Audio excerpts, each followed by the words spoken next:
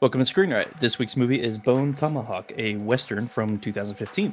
This episode will contain major spoilers, so if you haven't seen the movie yet, you can rent the movie on all the major streaming services. So go check out the movie, come back to the podcast because this is Screen Riot.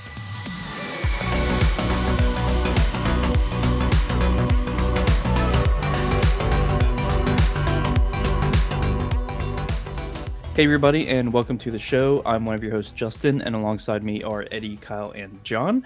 And together we are taking a look at this week's movie, which is Bone Tomahawk, like I said in the opening there.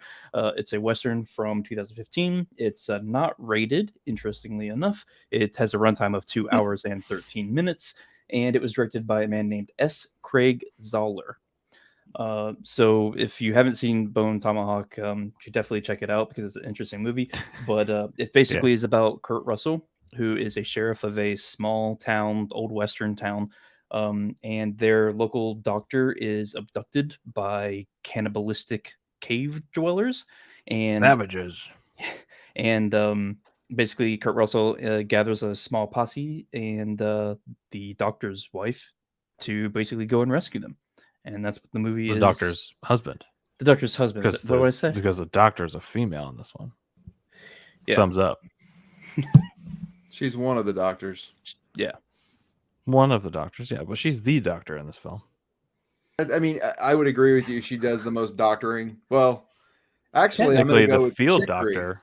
Chicory Yeah, does more Chicory. than Yeah, that. he's the one that was setting bones and all that kind of crap. He's keeping that dude alive. So to She's the speak. doctor in this film for all intents and purposes. That's right. Look at me. I am the doctor now.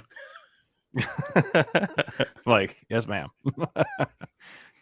That's not too difficult to do. I wouldn't tell her no too many times.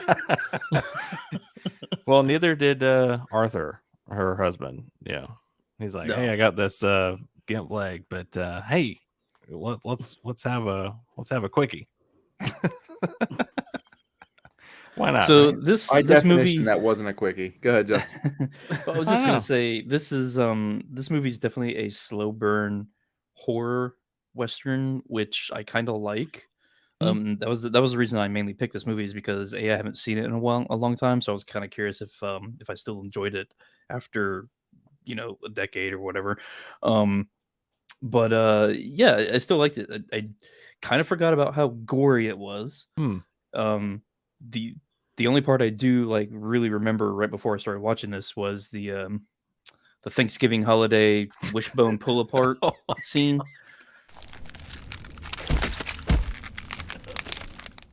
Oh favorite. man, that's That's all I can.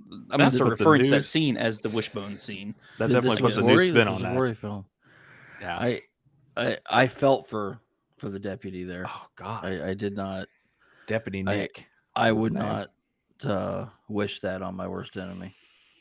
No, that's I would- it's definitely an interesting way of killing a person. That's for sure. I would wish it on my worst enemy. Before we get to going with the movie, Justin, you do know that a decade is 10 years, right? Yes, Like, I you know that. I Yeah, I'm said just making like sure. a decade. It's 7 said- years. 7 is not 10. It's but close. it's cool. I Man. I thought it was. You know? I thought it was actually released a long time ago because when this thing was released, it didn't really get much press. I think it's because it's an independent film with a Right. shit ton of big actors in it. Right. And Yeah. so these type of movies, they typically don't get any traction really, and people don't really see them. See, I think the opposite. I'm surprised this didn't win an Oscar.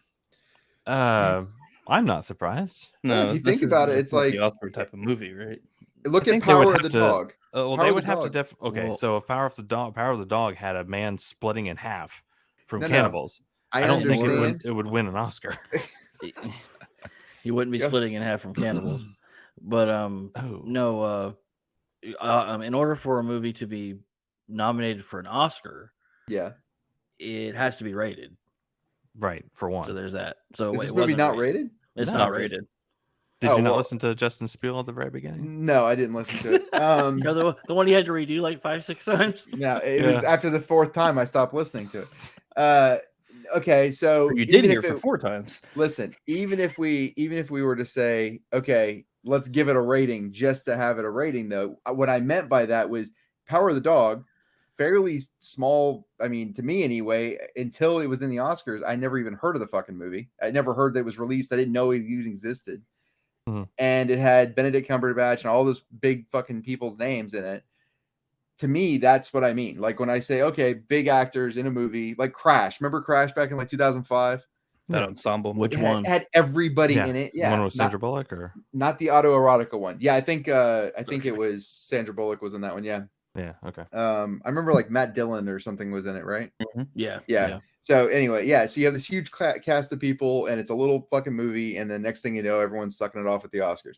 That's what I mean when I say I'm surprised Bone Tomahawk didn't win an Oscar. Well, it's true because it is kind of Tarantino-esque. Oh yeah, and I could see this if it was rated and it did have the appropriate theatrical releases that the Oscars requires. I could see it being nominated for Best Picture. Absolutely. That's what I was gonna say. Is I'd give it Best Picture in a heartbeat. I'm all about ripping someone in half. This is great. Well, I don't think that would actually make the final cut, like You the don't theatrical think? release. No, absolutely not. Having that in there would actually have this rated as an X. No, I don't know. No. Did You you don't see think Mortal so? Kombat? Did you see Mortal Kombat, the new one? No. Yeah. They split a man in half in Mortal Kombat. The guy with all the arms, the four-armed guy, Yeah, cuts it's a man almost in half. like this. Yeah. Oh, I know that they have, And that's R, I believe. Yeah. yeah, but okay. So there's one. Well, I think Resident Evil did it with lasers, right? Yeah. But that was He that was like okay, you got a laser going through you, and now you're like chopped up into cubes. But this is horror stuff. Like I don't know it. Resident Evil, that could be kind of sci-fi and like, okay, cool, it's lasers cutting through a body like a damn cheese grater. But this one, just showing everything, man. Even the intestines falling out and slopping on the ground. That's pretty bad. That's very realistic. Well, I would argue the continuity if that didn't happen. I mean, if they cut him and no intestines fell, I'm like, where were his intestines? I mean, was this guy even a person? Come on. I would definitely scream about continuity at that point. Yeah, that was definitely my I almost had to look away just because I did. It was bad. Yeah. Like meanwhile, yeah, Eddie's love it. Popcorn. This is great. I'm so glad Justin picked this film. It must say something to my psychosis because I laughed at this. Oh my gosh. Okay, so I didn't laugh, but I'm just gonna say that because when they started propping him up, I don't know what I want this episode to be all about. The split man, wishbone. Let's get it out. Let's vent it. Let's vent it. So we don't have to think about it. Well, when I saw him like pick him up, upside down, and then take the tomahawk thing and start going at his taint. Yeah. Oh my God. And I'm like, oh, and he's starting to scream. I was like, oh my gosh, this is gonna get how can this get any worse? Oh, hold my beer. They just make shred a wish. him apart. Oh no. So I guess that's one way to do it if you don't want to taint the meat. Unintended. I think they definitely tainted the meat, John. Jesus. That's bad. That's so bad. Well, I see, mean, and this is why it's rated X. So you were okay with the scalping. You were okay with the scalping scene. Yeah, that's been done. That's a normal Indian thing to do. Yeah, but not the to that savage level. part, the savage part, like these guys aren't Indians at all. Indians has a little bit of class. Like Apaches don't hold a candle to these guys. Hannibal Lecter did that to Ray Liotta. Mm-hmm. Yep. Yeah. So I mean, that was kind of it's been there, done that. So are you saying you're desensitized to it? Like, is that why it's okay to see it? What the scalping thing? Yeah, because it's that could be in an R movie, but splitting a guy in half with his intestines falling off, I'm like, oh. Okay, but you saw the what were those movies called? The not The Descent. Although The Descent did something like that too, but the Saw movies, right? The Saw movies, there's like that's just torture porn. Tons of that, but it's all rated R. There's no X in any of the Saw movies. The House of a Thousand Corpses is an R-rated movie. There's a ton of shit in that movie. What's the other movie though? The one where the kids are getting abducted in Eastern Europe, and the one with the what is it? Hostel. Yeah, Hostel. There's a ton of shit. I mean, Jesus, you get to see a guy get his manhood ripped off, not even cut off in those movies. Number I two, like I I think like it how was. I like how Eddie put it. You get to see it. Yeah. he's Isn't this looking exciting? forward to it. This is amazing. Actually, to be kids. honest, in that scene in Hostel, I was rooting for the girl who did it because he was a dick. He was an asshole. So I was all like, yeah, rip him off. I mean, he was an asshole. So yeah. Were you rooting for the cannibals in this one? No, I was rooting for the pioneers, but I was you like, know, yeah, they protect didn't your quite- livelihood. You be you cannibal, savage. These guys are coming into your cave trying Does to... that sound like me? I'm definitely not rooting for those guys. No, I was when Kurt Russell cut the foot off of the big board tusk guy. I was like, yeah, fucking Man, get him. those tomahawks are sharp. Yeah. Yeah. Very Well, sharp. when you have nothing else to do but sit around and sharpen your tomahawk or have sex with the amputee Yeah. women with mute. wood shoved in their eyes. Yeah, That was weird. That was weird and terrifying at the same time. yeah. Well, the fact that they were still alive. Yeah. They should have, and Patrick Wilson and the it's backup farming. deputy didn't kill him on the way out. Oh, Well, that because would've that been would probably be inhumane. too much. Because if you They're like, actually, "See ya." Well, kill she was a pregnant. pregnant woman on there, that would probably be way too far. But But splitting a guy, if you in want to get half- rid of this tribe, Yeah. Well, You would- those Well, women I mean, aren't going to go anywhere. They're not going to have like those babies, even if they're born, they're not going to live. they're definitely not going to go anywhere because they didn't have Yeah, legs. they're not gonna moving. Yeah. I mean, I'm not trying to be a dick. chopped I'm off just, their legs. I didn't chop them off. Hold No, on. To be I said clear. they chopped off their legs. I said they did. Yeah, I'm Not just, you. Hey, Eddie chopped off their legs. but Oh my I gosh, didn't you're such do a it. bad person. I didn't stop it, but I didn't do it. But I'm pointing out they're not going to go anywhere, and you guys are like, oh, too soon. Like I did it. Like I blinded these ladies and then cut off all their limbs. Like, Yeah. come on. Not really. so Jesus. since we're talking about the the cannibals in the room, Yeah. it was interesting with the whole way that they communicated. I found that interesting in this movie. Like, they made them where they didn't have a language. They only talked. They were only able to communicate with that little bone piece that they stuck in themselves.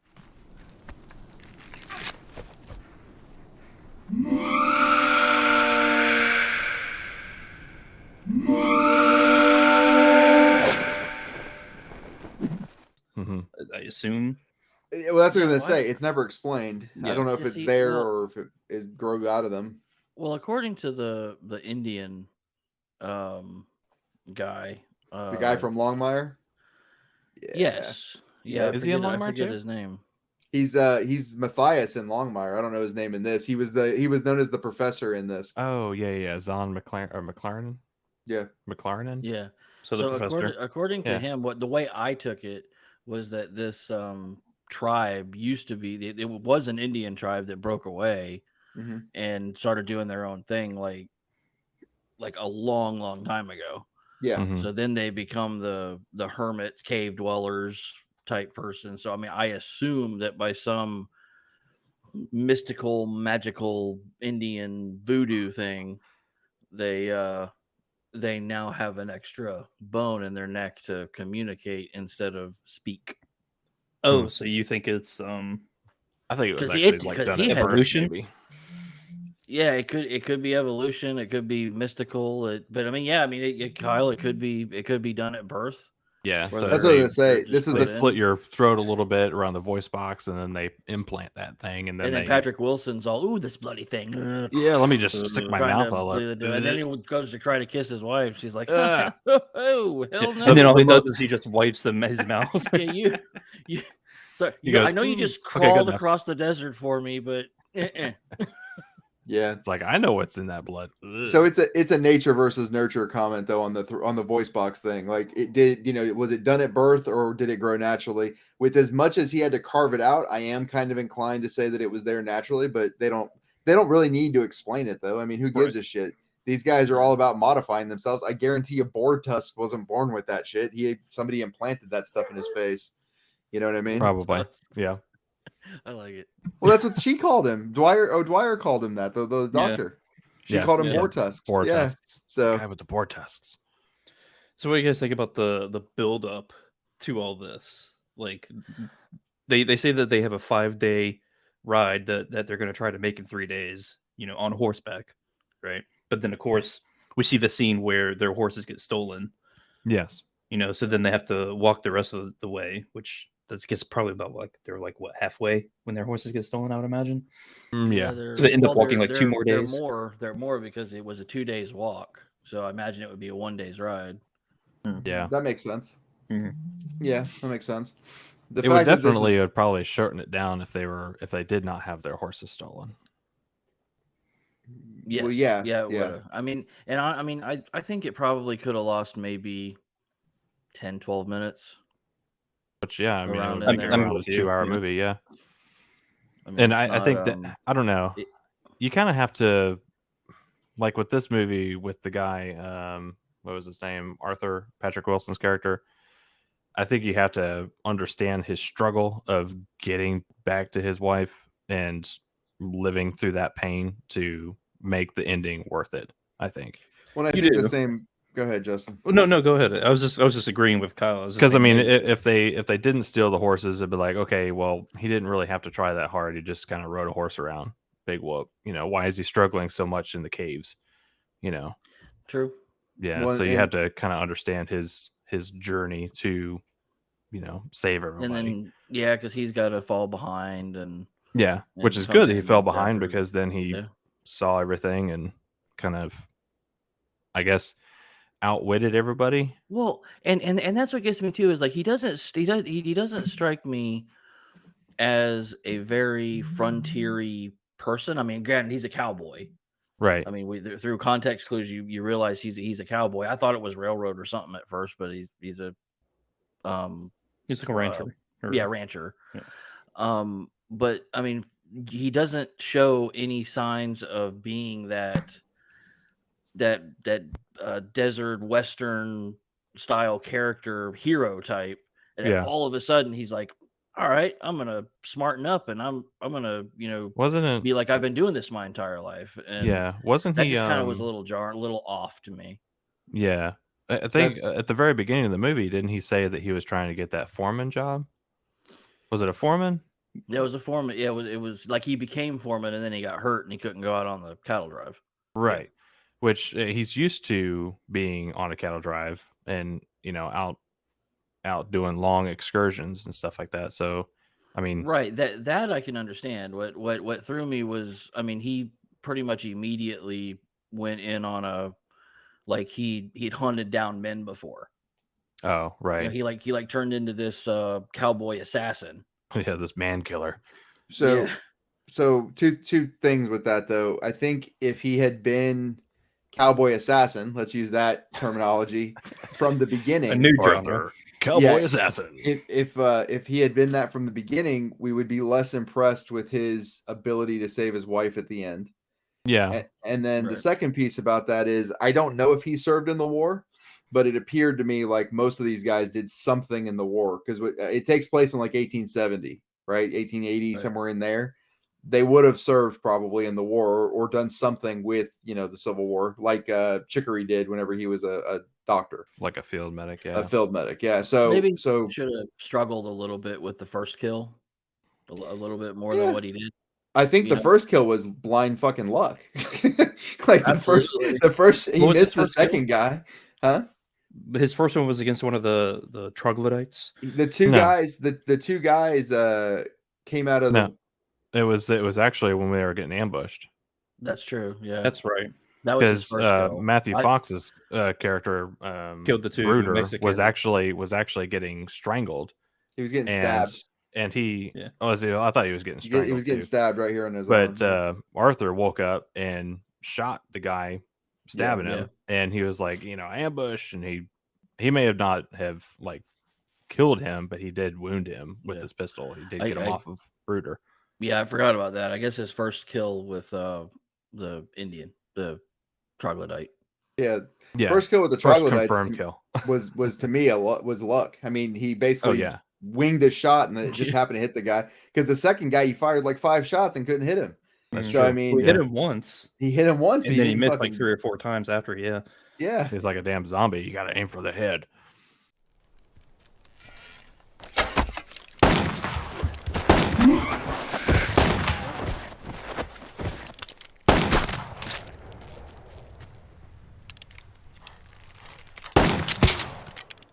Okay. I do like how he figures out what that bone in the neck is for.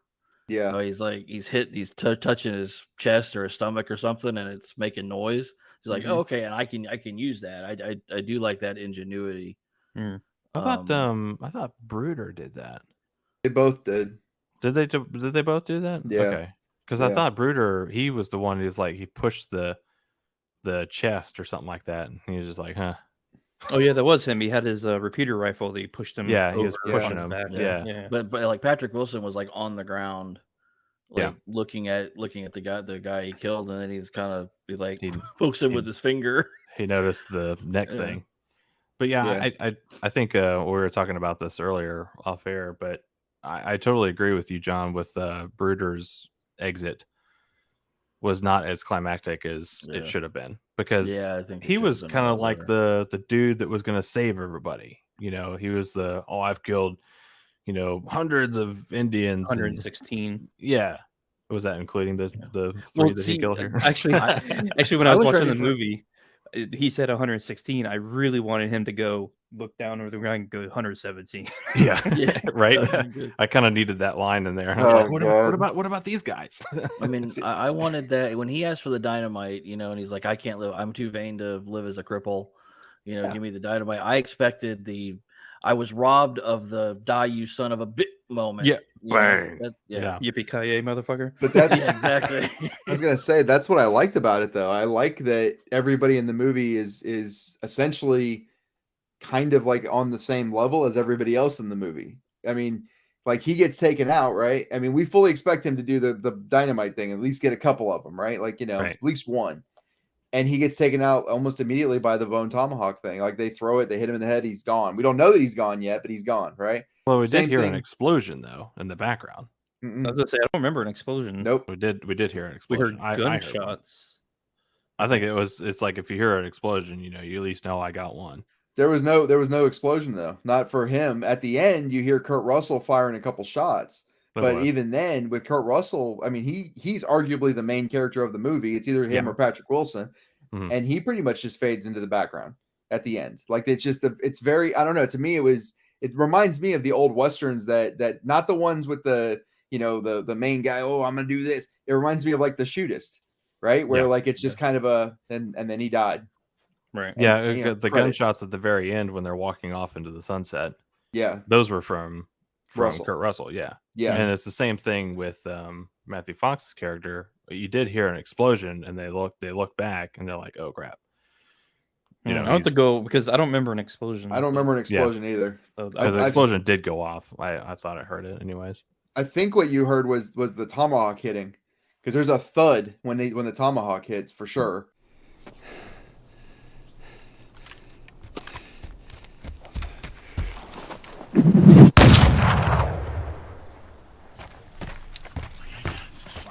It's like the same. They did the same thing whenever they did the J cut for the hammer hit onto the leg. Mm-hmm. Yeah. Like, they did the hammer hit, and it's that real hard, boom, and then it fades, like cuts to black real hard. I mean, or cuts to the next scene, not to black necessarily. Yeah, smash cuts. The way he hit that, I don't think he set the leg. I think he crushed the bones with the force that he used on that hammer. The tincture will help. It's going to penetrate.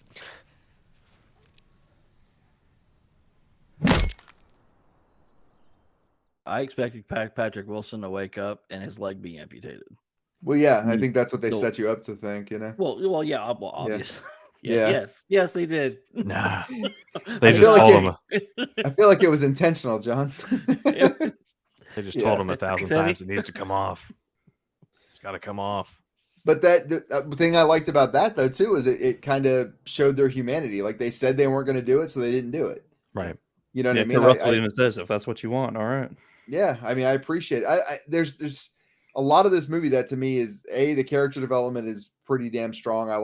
I feel like all of them are real-ish people. Mm-hmm. And then the second thing that I like is that they don't do all of the tropes. They hit all the Western they hit all the, there's a journey. They got to save the girl from the train track. They got to do all those Western tropes, but it's not all so obvious that you're like, oh, I've seen this movie before. Like this movie's very different. I It's can't not think of another one formulaic. like it. It's not a formulaic Western for sure. Yeah. I did like the mayor and the mayor's wife. Yeah. That scene was hilarious. Why was my husband, the mayor, not informed of this situation immediately? Well, the sheriff, he told me to go get him, but I'm old and I forgot. You expect me to believe that? I'm hoping. And then he starts, Kurt Russell's character starts talking to her, and she's like, "Shouldn't you be talking to the mayor?" Yeah, it's very telling because he doesn't even look at the guy. He just straight eyeballs through her. You're I this like tall, Chicory. like literally. I like Chicory's reaction because he's like totally like he is the sheriff's right hand man. Yep. He totally respects this guy, and he's like, "Well, he did. He told me to go get him, but I'm old. I forgot." And he totally didn't tell him to go get the mayor. No. Yeah, and it took me a while to figure out who this guy actually was. It's Richard Jenkins. Mm-hmm. And I'm yeah, like, dude, they did a really good job on his makeup, making him look really old and really rough. And I thought he did a fantastic job. I think that's like definitely one of, I think probably my second favorite character besides Kurt Russell, because he's number one on my list everywhere. Yeah, I kind of like Matthew Fox's character in this too. I did like the mercenary gunslinger. effect on it, because he did feel like a mercenary in a way. I'm the one who fetched your wife and got her involved. Got a responsibility to you both. And I've killed more Indians than everyone here put together. Well, it's an ugly boast. It isn't a boast, but a fact. Yeah, he seemed like he was a gentleman Indian killer. A gentleman Indian killer. Wow. Yeah. Well, T-shirt. if you think about a lot of the other westerns and stuff like that, he's the gunslinger that has lived such a hard life that now he just wants the finer things in life. He's Matt Masterson, is what he is. Yes. Yeah. Essentially. But even I'm trying to think of what the movie was. Wagons East, right? Wagons East has a similar character too. He's like a rough and tough, he's a gunslinger, but he also is just kind of effeminate as well. Yeah, it was The cappuccino machine travels like a dream. There we go. Wagons East is probably my number 2 favorite western. So, Wow. Wagons East. Anyway, We're going east. We're going east. That don't seem right. That's my favorite line. Harlow. Seem right. Harlow, can we have a word, please? God. Anyhow, yeah. I'm trying to think of, obviously, besides as Justin now claimed it, the wishbone scene. I'm trying to think of something that was like that either took me out of it, or there's nothing in this movie that was like, okay, let's go, like, just let's keep moving. But because everything was interesting about this movie. I remember seeing it, when it first came out, but I just totally forgot about everything in the movie, which is kind of nice in a way, just because I like to be surprised at things like the Wishbone Man. And that's gonna be a new shirt for Screen Rant. Wishbone Man. Yeah, they have him like Wishbone Man. Just two legs sticking up in the air. Yeah. Well, it's like, I mean, some things may be questioned. I was like, okay, so this Matthew Fox guy, he's carrying around a bunch of tripwire jingle bells. And I'm like, so he's obviously done this. He's obviously been out and about alone, and he needed some protection, I can't find anything wrong with this movie. Like, there's I have a couple things that I didn't like about it. So like the opening scene with Sid Haig and David Arquette. Yeah. Mm-hmm. It's very clunky to me. And their deliveries, their acting, they don't mesh well, those two actors to me. I don't know if it was just them that I didn't like, or if it was the dialogue that's clunky to me. Do you hear that? That was a gust. That's a real musical gust. And It's ominous. this is not the time for womanly imaginings. They don't look smart enough to be talking the way they were. they were using an awful lot of big words for two people out in the middle of the nowhere killing guys. I mean, I'm just not trying to be mean to the guys, but that's how I saw it. You're not trying to denigrate them, there, Johnny boy, huh? You're not trying to do that, no, sir, Bob. Nope, not trying to. I would. I don't know. I like Sid Haig's little 15 seconds on screen, and David Arquette is David Arquette and everything to me. He's a laughable actor and character. So I don't think the movie suffers anything or gains anything by having David Arquette in it. But I liked the way they opened this movie. Right, they just get right to it, slit a throat right there at the beginning. Yeah. Like hey, welcome to the West, son of a bitch, and right there, right in the very first 4 seconds. You know what I mean? And then there was no question as to who these guys were or what type of people these guys were. Right. So while I agree that the dialogue was a bit clunky, I kind of thought that it was, I don't know, I thought that it was kind of interesting. Like I'd be bored as shit if they were just like, hey, you want what we gonna do with this here books? What you think we should do? Well, I don't know. What do you think? I'd be fucking, oh my God. We're slit some throats again. Can we get back to that, please? Like, I would hate that. That's my kind of movie. Have the same type, have the same scene, just with dumber words. But that's my point, is if dumb it down a little bit. I just think if they did that, I don't know if it would necessarily help.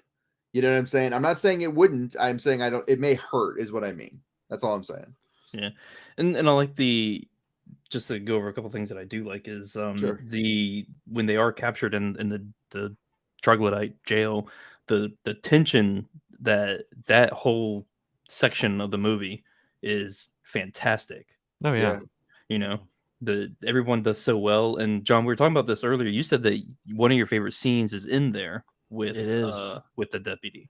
Yeah, with Chicory and his and it could have very easily been, we can cut this and cut down the time, and I'm very glad they didn't. He's talking about the flea circus.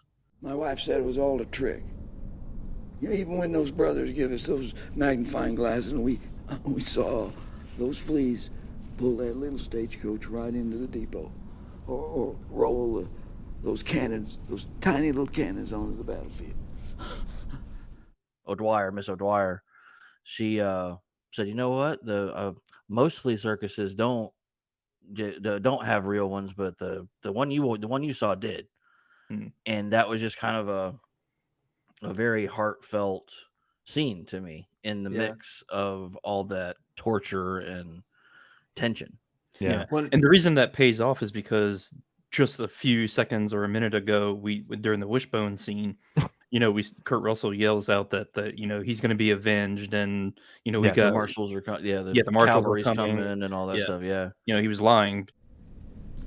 I'm sorry, old man. Well, why did you say it? If they were doing that to me, it's the only thing I'd want to hear. That you'd be avenged. I guess this was Matthew Fox's last appearance. Oh, really? As of 2021. Yeah, he's it's in like he's been kind of in a hiatus. Yeah, he's in a show that's, oh gosh, what's the name of it? Lost.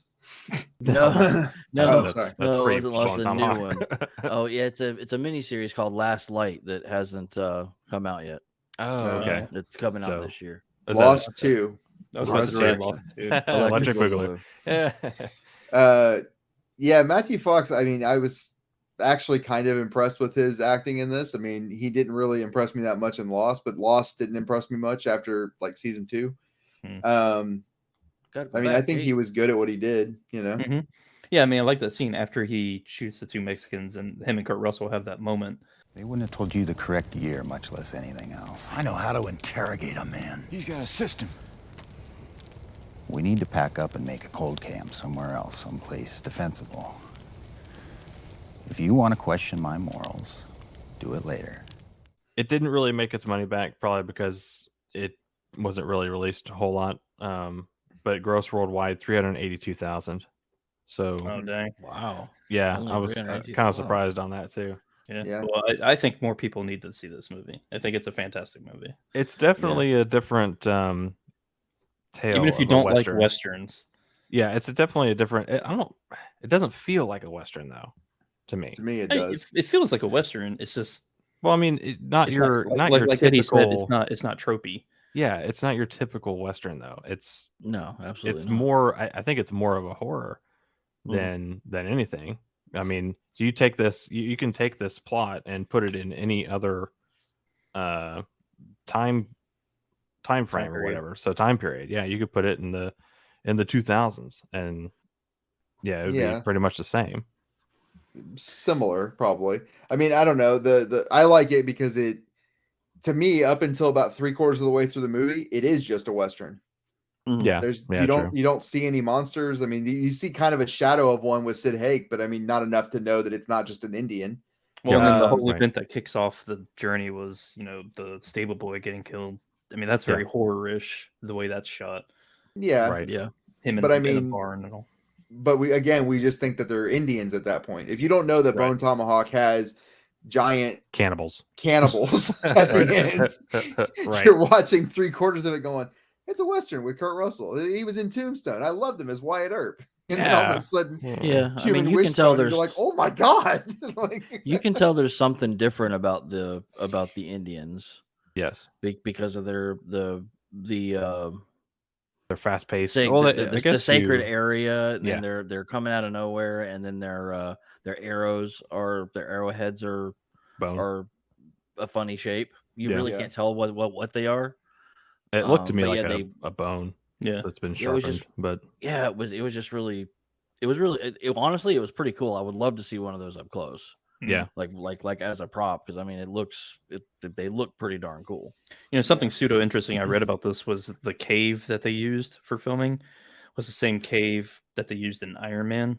You remember the first Iron Man? Really? Where he's locked in the cave and all by the I did not know that. Afghanis or whatever. Yeah, it's the same cave that they shot in.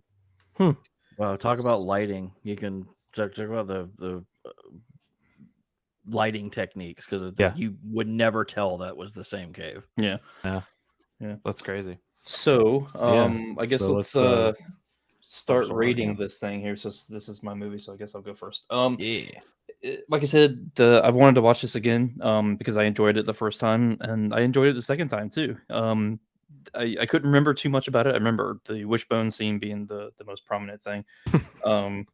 But I really like all the acting in this, save Sid Haig and David Arquette in the beginning. But everybody else is like on point to me.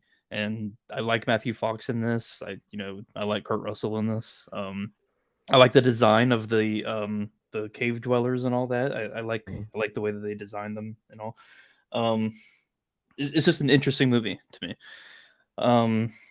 And I don't get too weirded out about the gore stuff.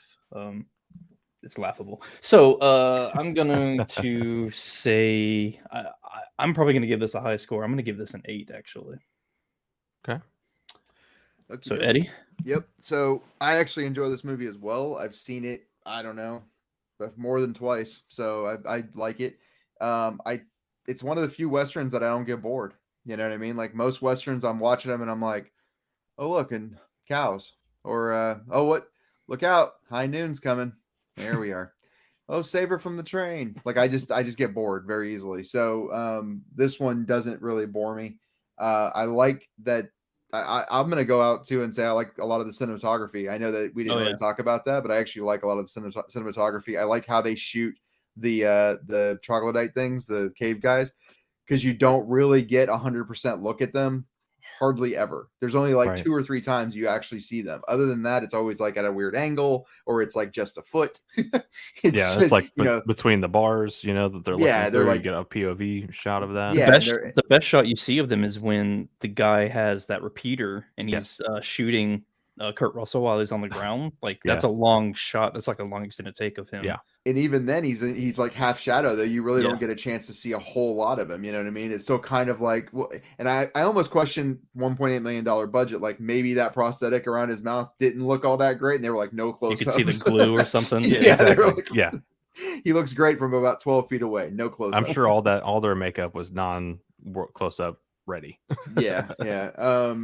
But I mean, yeah, I like the movie. So for me, I'm actually gonna go. I'm gonna go with an 8 as well. Justin. Wow. Yeah. Okay. Kyle. Yeah. Well, like I said before, I really can't find a whole lot wrong with this movie. It actually, like at the very this was probably, I finished it probably like around 9:30, 10 o'clock, the night that I usually watch these movies, and I had to like kind of watch something happy because I'm like, that kind of teared me up a little bit, just because like, what the hell did I just see? I need to watch some puppies or some goats, something to get my mind off of this, or else I'm going to be sleeping with my AR or something like that, because it really did affect me. And not a whole lot of movies do that, except for like really good horror movies. I'm gonna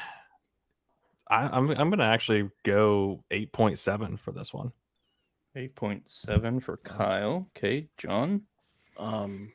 Really, y'all have pretty much said everything that can be said. I mean, I do think that they, if I'm being nitpicky, they could have lost 10 to 12 minutes of the journey, and it would have been fine.